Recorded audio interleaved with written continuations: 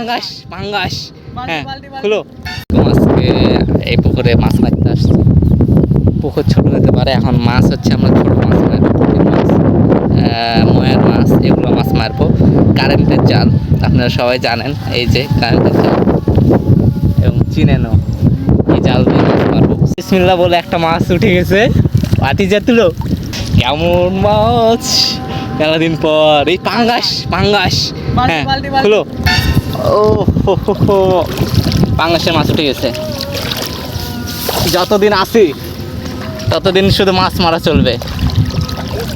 এই মাছগুলো প্রচুর ছোট ছেড়েছিল, প্রায় 1 লোক সমান। কত লেলপা ও হয়ে গেছে, পাঙ্গাসের মাছ উঠছে। বেশি দিন আগে ছাড়ে নাই, কিন্তু মাছগুলো খুব বড় হয়েছে। দেখিস ভাতি যে না জান ছিড়বে। লেলপা দেখছেন?